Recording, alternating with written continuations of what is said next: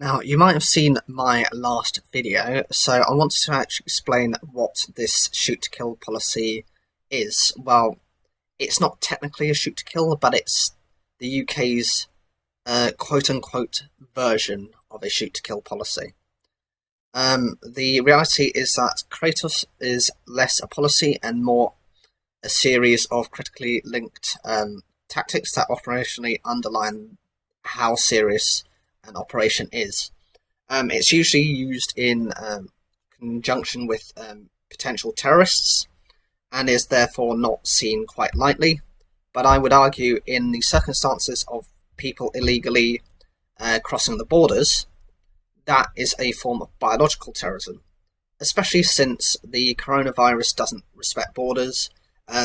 People who haven't been tested for it and are just going into these countries and being ill and creating situations that us as an island, especially the UK, need to start being tougher on. I would also state this outright for the European Union, who haven't done what they need and promised to do, which is to stop these people. The person I blame the most in this situation is that stupid German minister, Angela Merkel, because in 2015 she basically said, "Welcome, join, come to us. We'll deal with you." And in doing so, that just became a message to the world, and now the world is seeing floods of illegals turning up at their doorstep. So the kratos has three different elements: a directed shot, which is in order to shoot from an operations commander. This is someone of a senior rank, so therefore it's not something that's taken lightly. It's not done by someone who's just been introduced into the force. It's someone who has various experience. They'll have firearms training as well, would have been in the force for a few years and would have been registered maybe for training others to do that. A critical shot is the second one, which is to the head.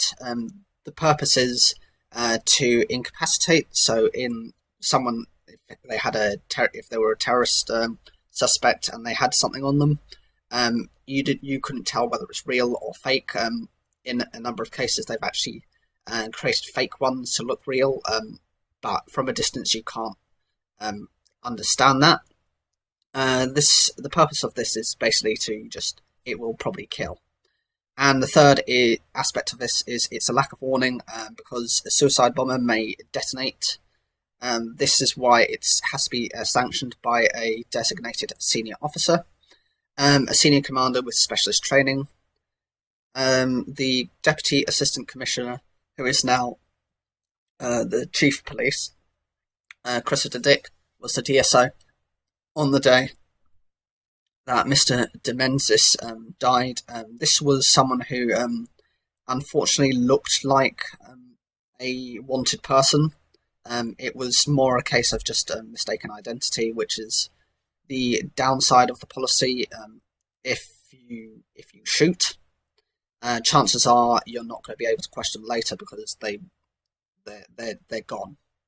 This is in point why sometimes they prefer to catch terrorists than shoot them, because they can kind of see where the motivations are, kind of try and link it back to the source and try and stop the whole group rather than just look at the individual who's probably just there, who's probably just been brainwashed.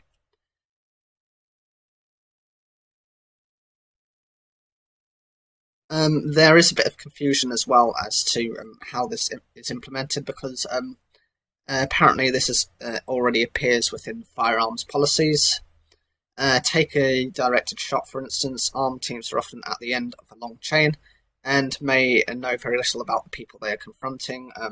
This means that commanders across all the detail of an operation must have the authority to order an officer to shoot if they believe it is necessary.